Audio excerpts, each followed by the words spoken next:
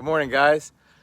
I was thinking of something to talk about this morning, and it's something I've been working on, and it's something I do for a living. I'm a nutrition coach, and I'm an exercise coach, and I work with people all the time, and I work with people with their behaviors around food and teaching them how to be healthier.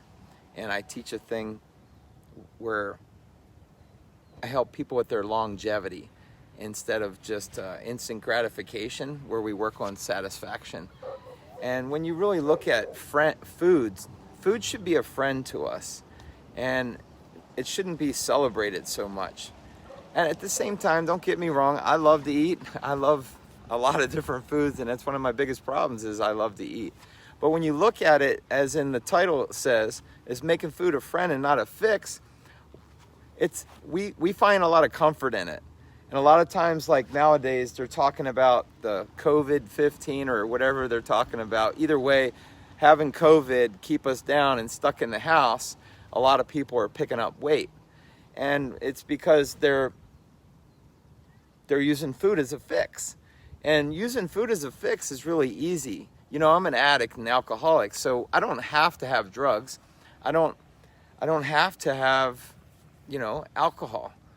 I used to smoke. I smoked for 20 years. I don't have to smoke. I don't have to do those things. But everybody has to eat. So when you think about it, pay attention to your behaviors like right before you eat.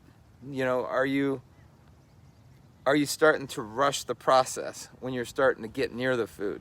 You catch yourself eating extra bites when you're not full, or when you're full, when you feel like you've got enough, but you're still going and reaching for more.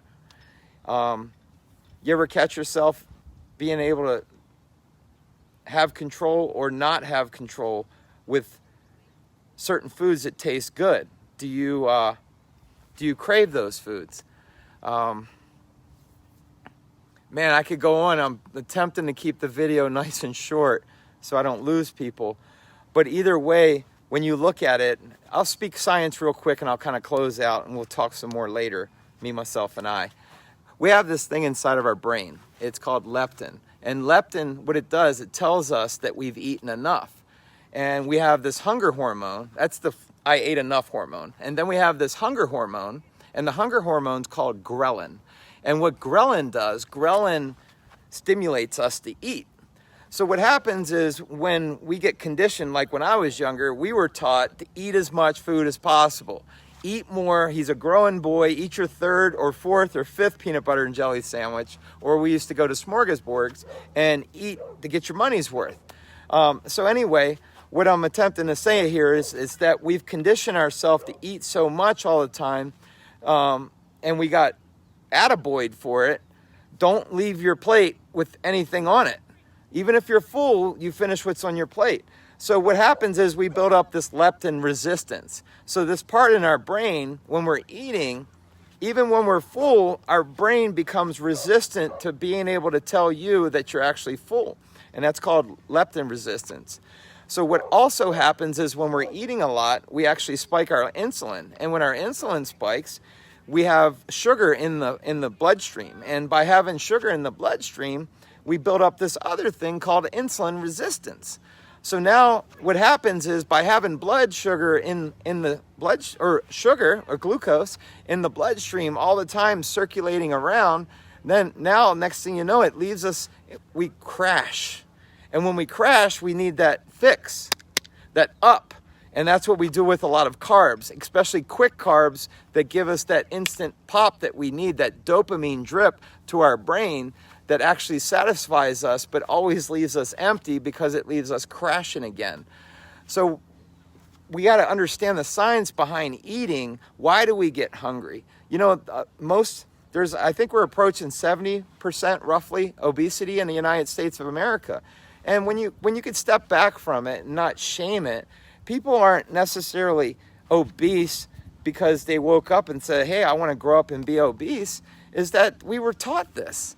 And when we could step back and look at it a little bit more and understand that we were taught to eat more and eat plenty, and that there is plenty to eat and that we're not going to starve, and go ahead and treat yourself and reward yourself with that food, and you can run it off, which is you can never outrun a bad diet, ever. Nobody can ever, you can't outrun a bad diet. So when you really look at, when we're taught to run it off, what kind of behavior is that around the food? When you eat too much, now what happens is you go punish yourself, and now you got to go exercise to exercise the calories off that you're flipping ate.